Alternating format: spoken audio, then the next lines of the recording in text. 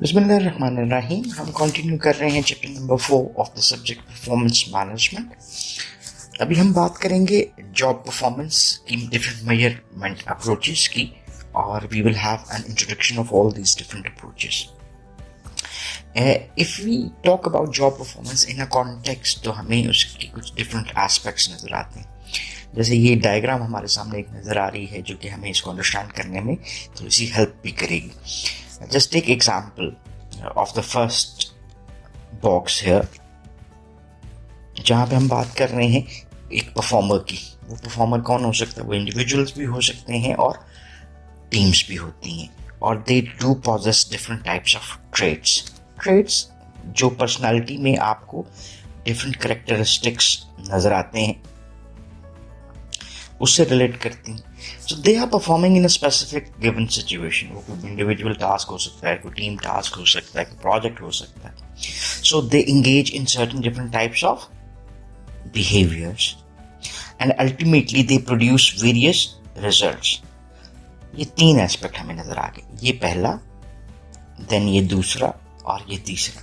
So in context of job performance हमें तीन ही अप्रोचेस भी नजर आती हैं in order to measure performance. पहली अप्रोच क्या कहलाती है? ट्रेड अप्रोच, दूसरी बिहेवियरल अप्रोच, और तीसरी रिजल्ट्स बेस्ड अप्रोच। सो अभी वन बाय वन इन तीनों को देखते हैं, इसके प्रोज एंड कॉन्स को भी थोड़ा सा डिस्कस करते हैं, and we will be discussing the different measurement approaches in the chapter number 5 कि हम उसको किस तरह से अप्लाई कर सकते हैं। सो अप्रोचेस टू मेजर परफॉर्मेंस, जैसे हमने अभी कहा कि हमारे पास ट्रेड अप्रोच है, बिहेवियरल अप्रोच है, और रिजल्ट अप्रोच है। What is trade approach? That is basically emphasising on the individual trait of employees, कि एक इंडिविजुअल वो कौन सी ट्रेड्स है जो कि वो as a personality characteristic possess करता हुआ दिखाई देता है, और उसको हम एज एन इंडिकेटर लेते हैं। दूसरी अप्रोच है that is termed as behavioural approach, और बिहेवियरल अप्रोच एम्फसाइज करती है how employ behave in a job. और हमने पहले भी डिस्कस किया था कि व्हाट इज एम्प्लॉय बिहेवियर, और performance is equal to behaviour, and behaviour is that how a job is done by that employ. तो ये दूसरी अप्रोच हमारे पास आती है जो कि बिहेवियरल अप्रोच कहला रही है। और तीसरी अप्रोच हमारे पास क्या है? Result approach, that emphasize that employees produce, यानी as an outcome of specific functions or activities, what is the results being produced by the employee. So उसको हम assessment के लिए use करते हैं। Now let's go and see these approaches, ये हैं क्या, और इसके कुछ pros and cons को भी देखते हैं। फर्स्ट बात कर रहे हैं जी हम ट्रेड अप्रोच के ऊपर। ट्रेड अप्रोच बेसिकली एम्फसाइज करती है ऑन एन इंडिविजुअल, क्योंकि हर इंडिविजुअल जो है अपनी पर्सनालिटी में एक दूसरे से डिफरेंट होता है, और ये उस इंडिविजुअल के डिफरेंट ट्रेड्स के ऊपर अपनी असेसमेंट को बेस करती है। So it evaluates the stable traits, जैसे हम बात करते हैं कॉग्निटिव एबिलिटीज हैं, पर्सनालिटी की डिफरेंट डायमेंशंस हैं। कॉग्निटिव एबिलिटीज इससे रिलेट करती हैं that are related with the mental processing of an individual, और पर्सनालिटी की डिफरेंट आपको क्या नजर आती हैं? डायमेंशंस नजर आती हैं। इसमें आपको डायमेंशंस को असेस करने के लिए डिफरेंट अप्रोचेस हैं, MBTI, मायर ब्रिजेस टाइप इंडिकेटर, और बिग 5 पर्सनालिटी मॉडल। सो ये हमें इन दो टॉपिक्स को अंडरस्टैंड करने में भी हेल्प करती हैं। So basic emphasis in traits के ऊपर होता है, और this emphasis is based on relationship between traits and performance. अब हमारा एम्फेसाइज किसके ऊपर हुआ कि ट्रेड्स और परफॉर्मेंस आपस में किस तरह से रिलेशनशिप शो कर रही है। अगर एक इंडिविजुअल के पास कोई ट्रेड है ही नहीं, तो क्या वो उसको यूटिलाइज कर सकता है? The answer comes no. So यहाँ पर हम ट्रेड्स को as an indicator of performance समझते हैं। If an individual possesses one trait, then it is expected कि वो उन ट्रेड्स की बेस के ऊपर अच्छा परफॉर्म करेगा। सो इसके ऊपर सर्टेन क्रिटिसिज्म भी आपको नजर आता है, उसको भी थोड़ा सा डिस्कस कर लेंगे। ये ट्रेड अप्रोच किस सूरत में अप्रोप्रिएट नजर आती है to be used in managing performance and assessing performance? It is appropriate if structural changes planned for organisation. अब स्ट्रक्चरल चेंजेस से क्या मुराद है? चलें हम इसमें पहले बात कर लेते हैं किसी किस्म की भी चेंज की। हमने कहा था जब हम चेंज लेकर आते हैं तो हमारा ताल्लुक है वो ह्यूमन रिसोर्स मैनेजमेंट के किसी टॉपिक से है, तो हम वहाँ पर टी की बात करते हैं, डी की बात करते हैं, रिक्रूटमेंट एंड सिलेक्शन की बात कर लेते हैं। सो इस सूरत में जहाँ पे भी हम इंटरनल रिक्रूटमेंट को एज अ मेथड यूज कर रहे हैं और there are certain changes, for instance ये हायरार्किकल पोजीशंस हैं, अब इस इंडिविजुअल को हमने यहाँ से यहाँ पर मूव कर देना है, वो ये किसकी बिना पे होगा? जब आप इंडिविजुअल में असेसमेंट की तरफ जाते हैं और उन डिफरेंट ट्रेड्स को असेस करते हैं और you find him suitable for the next hierarchical position, तो आप उसको मूव कर देते हैं विद इन द ऑर्गेनाइजेशन। ये डायगोनल भी हो सकता है, अपवर्ड्स मोबिलिटी भी आपको नजर आ सकती है। तो ट्रेड अप्रोच आपको अप्लाई होती कब नजर आती है? जब आप स्ट्रक्चरल चेंजेस ऑर्गेनाइजेशन में लेकर आना चाह रहे हैं। डिसएडवांटेजेस क्या है? Improvement not under individuals control. हम बात करते हैं ट्रेड्स की और इसी के साथ एक और लफ्ज भी साथ लगा देते हैं, स्किल्स का। स्किल्स इंडिविजुअल की यूटिलाइजेशन ऑफ इंफॉर्मेशन है which can be changed at any time. लेकिन ट्रेड्स को हम कहते हैं दीज आर रिलेटिवली परमानेंट, कि ये ट्रेड्स जो हैं वो किसी एक इंडिविजुअल में परमानेंट उसका पर्सनालिटी का पार्ट बनती हैं, which are difficult to change. और even at times some authors, psychological authors do state that traits change नहीं होती। सो इसकी इम्प्रूवमेंट अंडर इंडिविजुअल्स कंट्रोल आपको नज़र नहीं आती। जैसे कि स्किल्स को हम इंडिविजुअली क्या कर सकते हैं, मॉडिफाई कर सकते हैं, बेटर कर सकते हैं। Trait may not lead to desired behaviours और डिजायर्ड रिजल्ट्स, ये भी आपको एक डिसएडवांटेज इसका नजर आता है। और वो किस तरह से? जस्ट एक example, for instance if I am possessing a gun, so मैं कहता हूँ ये मेरे पास गन तो मौजूद है और ये सेल्फ डिफेंस के लिए मौजूद है।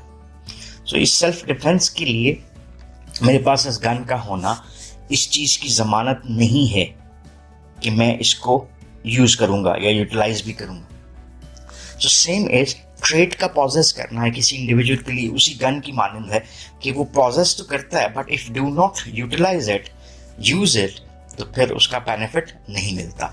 If you remember from the previous lecture, हमने कहा था performance is a combination of declarative knowledge multiplied by procedural knowledge multiplied by motivation. Knowledge का होना मोटिवेशन के ना होने से रिलेट कर रहा है, ये दोनों चीजें हैं, लेकिन विलिंगनेस टू डू नहीं है तो हम ओवरऑल आउटकम अचीव नहीं कर सकते। सो यही चीज एक नेगेटिव भी आता है ट्रेड अप्रोच का, कि ट्रेड्स की यूटिलाइजेशन एट टाइम्स उस तरह से नहीं भी हो पाती तो हम डिजायर्ड रिजल्ट्स हासिल नहीं कर सकते। मूव करते हैं दूसरी अप्रोच की तरफ, that is named as behavioural approach. ये बिहेवियरल अप्रोच क्या है? जब हम बिहेवियर्स को as a means of assessing an individual's performance use कर रहे हैं, it is appropriate if employees takes a long time to achieve desired outcomes. इसको थोड़ा सा डिस्कस कर लेते हैं कि एम्प्लॉय जब काम कर रहा है लेकिन उसकी अचीवमेंट जो है, वो डिजायर्ड आउटकम्स जो हैं, वो आपको लॉन्ग रन में नजर आती हैं। Just take example, for instance मैंने आज अगर सेल की है, आज की सेल्स मुझे बता देंगी कि मेरी आज की परफॉर्मेंस क्या है। तो इसका मतलब क्या हुआ कि if I am involve in appropriate behaviours, तो मैं उसकी आउटकम उसी तरह से ले रहा हूँ। इसी की एग्जांपल भी थोड़ी सी असेस करने की कोशिश करते हैं कि अगर एक इंडिविजुअल की जो परफॉर्मेंस है डिस्टेंट फ्यूचर में आपको नजर आती है, इसको हम थोड़ा सा link between behaviors and results is not obvious और poor results are due to cause beyond the performance control। तो ये तीन वो फैक्टर्स हैं जहां पे behavioral approach most appropriate आपको नजर आती है। Employees take a long time to achieve desired outcomes। तो हमारे पास एक ही तरीक़ेकार रह गया, क्योंकि हम रिजल्ट्स को तो यूज नहीं कर सकते क्योंकि वो तो बहुत देर से आएंगे, तो हम बिहेवियर्स को असेस कर लेते हैं कि क्या वो इंडिविजुअल बिहेवियर्स में इन्वॉल्व है जो कि अप्रोप्रिएट हैं। If he is involve in appropriate behaviour, तो बाउंड क्या हुआ कि results might also come as appropriate. Then link between behaviours and result is not obvious. इसकी भी एग्जांपल देखते हैं। कि जब आपको लिंक जो है बिहेवियर और रिजल्ट्स का इतना क्लियर नजर नहीं आता। जस्ट एक एग्जांपल, एक पायलट की एग्जांपल ले लेते हैं। सो पायलट के लिए बेसिकली कुछ चीजें आपको नेसेसरी नजर आती हैं कि वो बिफोर टेक ऑफ क्या करेगा। सो इसको हम कहते हैं it is necessary to check all the equipment. फर्ज करते हैं मैं बीइंग अ पायलट एक फ्लाइट में गया हूँ, लेकिन मैंने अपने जो इक्विपमेंट था, जो चीज़ें थी उसको अप्रोप्रिएटली चेक नहीं किया। बाय चांस वो चीज़ें सब ठीक थी, मैंने सही टेक ऑफ किया और मैंने सही तरीके से लैंड कर लिया। सो इवन बिहेवियर्स जो हैं उसका और रिजल्ट्स का लिंक आपको उस तरह से नज़र नहीं आया। On a random day not checking it might lead towards एक बड़ा हादसा भी हो सकता है। सो ऐसी सूरत हाल में हमारे लिए ये नेसेसरी हो जाता है कि हम बिहेवियर्स को as a measurement tool use करें। इसी एग्जांपल हम सेल्स के हवाले से भी ले सकते हैं। For example, sales person may not be able to close a deal because of a downturn in the economy. So अब आपको यहाँ पर भी नजर आ रहा है कि रिजल्ट्स और बिहेवियर्स का लिंक आपको इतना ऑब्वियस नजर नहीं आ रहा। In other cases, sales के हवाले से results may be achieved in spite of the absence of the correct behavior. So ये वो conditions बनती हैं जहाँ पे हमारे लिए behavioral approach हमें benefit दे सकती है। Next जो हमारा point है वो है outcome occurs in the distant future. Distant future, जैसे यहाँ पर उसने नासा के एक प्रोजेक्ट का जिक्र किया हुआ है कि जब आपको रिजल्ट्स जो हैं वो इन लॉन्ग रन तो नज़र आ सकते हैं, लेकिन उससे पहले नहीं। जैसे नासा का एक प्रोजेक्ट था मार्स के हवाले से, जिसमें almost 6 months it took them to land at Mars. और इन दैट 6 months क्या हम इंतज़ार करें कि 6 महीने बाद जब वो वहाँ पर उतरेंगे और फिर उनकी रिजल्ट्स की बेस पे, रिजल्ट्स क्या हुआ, सक्सेस और फेलियर ऑफ द मिशन, उनकी परफॉर्मेंस को असेस करें? The answer comes no.